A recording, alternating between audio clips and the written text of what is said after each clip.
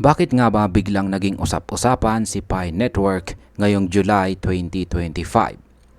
Sa kabila ng pagbaba ng presyo ni Picoin nitong mga nakaraang linggo, ay may tatlong malalakas na trigger na ngayon ay bumubuhay pumuli ng hype sa buong Pi community. Ilan sa mga ito ay may kaugnayan kay Binance sa misteryosong kilos ng mga crypto whales at ang pagkalista ni Pi sa bagong exchange platform. Kaya ang tanong ngayon, papunta na ba tayo sa isang matinding pagtaas ng presyo ni Picoin? Kaya yan po ang siyang ating pag-uusapan sa video na ito, pero bago po tayo magpatuloy ay pakibasa na lamang po muna ang disclaimer dito po sa ibaba ng ating screen. Matapos po ang Pi 2-day event nitong katapusan po ng June, ay napansin ng marami na si Picoin ay hindi po agad nagpakita ng galaw pataas. Sa halip ay unti-unti po itong bumaba hanggang sa umabot sa presyo na 0.45. Ayon po sa mga taga-masid ay ito raw ay epekto ng matinding selling pressure o ang mabilisang pagbebenta ng mga maraming holders para makuha agad ang kanilang kita. Ngunit kahit ganito ang nangyari sa presyo, ay hindi pa rin nawawala ang sigla ng Pi community. Lalo na ngayong may tatlong indikasyon na pwedeng magpabalik ng interest sa market para kay Picoin. Ngayon ay posible bang malista itong si Picoin kay Binance? Isa po sa pinakamalakas na trigger ngayon ay ang lumalakas na usapan na posibleng malista na itong si Picoin kay Binance. Ayon po sa ilang Pi users na tinatawag na pioneers, ay napansin daw nila na may bagong lumitaw sa loob ng Pi app. Sa help and support section ay nakita nila ang mga bagong options tulad po ng Binance Connect support at Binance P2P support. Yan po yung screenshot. Ang mga features na ito ay nagpapalakas po ng loob ng community na baka may partnership o nalalapit na pagkakalista itong si Picoin sa Binance Exchange. Isa pang nagpapalakas sa chismis na ito ay ang post ni Mr. Spock. Yan, yung kanyang post sa social media platform na X or dating Twitter. At isa po siyang kilalang Pi community member. At siya po mismo yung nag-post dito. Ayan po siya. Pero tandaan natin, wala pang opisyal na announcement mula sa Binance o sa Picore team ng Pi Network tungkol dito. Kaya para sa ngayon ay ito po ay nananatiling speculation lamang. Ang pangalawang trigger po natin na nakakapagpasabik sa mga Pi users ay ang serye ng mga malalaking withdrawals. Ayan. Mula po sa mga kilalang crypto exchanges. Katulad ni OKX. Yan. Picoin mass withdrawal on OKX crypto exchange. Ayon po sa datos ay umabot sa 1,498,751.6 Picoins ang na-withdraw mula sa OKX exchange. Kung ito po ay ita-transform or i-convert sa US dollar na halaga nito, ito po ay nasa mahigit $678,986. Yan po ang kabuuang halaga nito. Hindi lang isang beses po ito nangyari. Sa loob po ng 72 hours ay 3 beses itong nangyari. At lahat ng transactions ay papunta sa isang wallet address lamang. Ayan po yung wallet address na ginamit. Yung kanyang umpisa ay meron po itong mga letrang GASWBD. At sa kanyang bandang huli ay meron po itong J2AODM. Kapag ang mga malalaking holders o tinatawag na whales ay inilipat ang kanilang coins mula sa exchanges papunta sa private wallets, ay karaniwan itong indikasyon na may tiwala sila sa long-term value ng asset. Ibig sabihin ay hindi po nila ito balak ibenta agad. Posibleng pinaghahandaan po nila ang pagtaas ng presyo ni Picoin.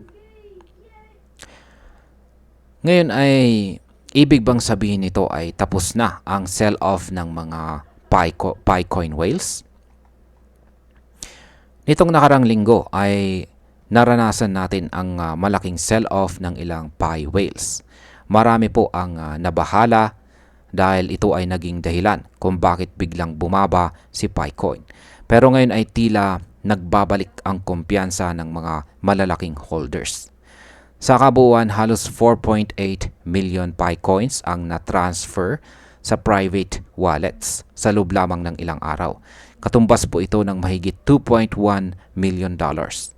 Hindi ito maliit na galaw. Isa itong malakas na signal na posibleng natapos na ang panic selling at naghahanda na ang mga whales para sa panibagong bull run. Ano naman ang epekto ng bagong exchange listing ni Pi Network? Nito pong June 22 ay isang magandang balita ang pumutok mula sa Swap Phone. Isa po itong mobile-based digital asset platform. In-announce po nila na ililista nila si Picoin sa kanilang platform. Kahit hindi kasing laki ni Binance or OKX ang Swap Phone, ay mahalaga pa rin ito dahil bawat listing ay dagdag exposure at liquidity para kay Picoin.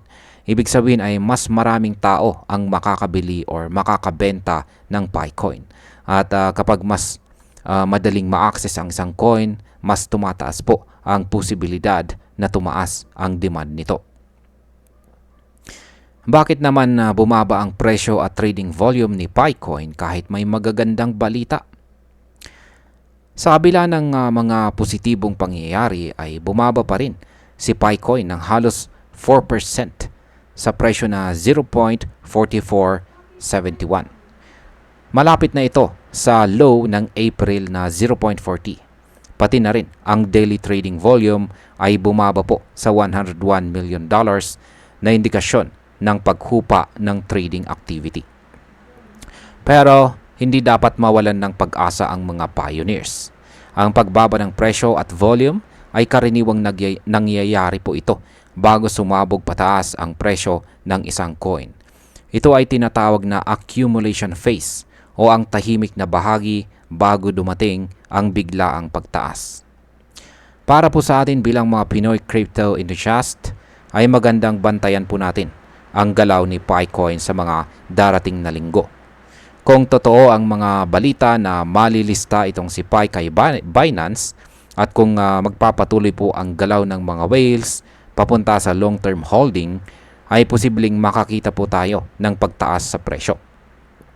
Kung nakabili ka po ng Picoin sa mas mababang halaga, ay posibleng magka-profit ka kung tuluyang tumaas ang presyo nito. Pero paalala lamang po, maging maingat pa rin. Dahil kahit maraming positibong balita ay hindi pa ito garantisado hanggat walang kumpirmasyon mula mismo sa Binance. Ayan. At bilang panghuli, ang masasabi ko naman tungkol dito ay sa totoo lang, itong si Pi Network ay isa po sa mga pinaka-hype pero controversial na crypto project sa mga nakaraang taon. Marami ang naniniwala sa potensyal nito bilang decentralized currency na may malawak na mobile reach.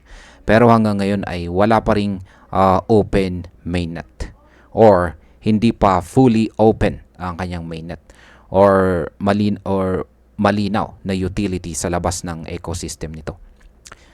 Gayunpaman ang mga bagong galaw tulad po ng exchange listings, whale transfers at saka Binance rumors ay nagpapakita po na buhay pa ang community at may matibay pa ring tiwala ang ilang investors.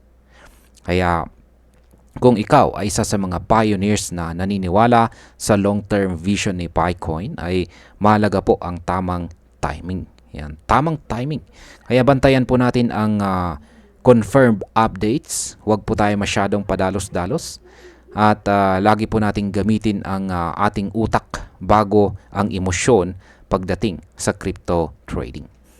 Aren, hanggang dito na lamang po tayo sa video na ito mga ka-crypto. Marami pong salamat sa panonood. Ingat po tayo lagi at God bless po sa ating lahat.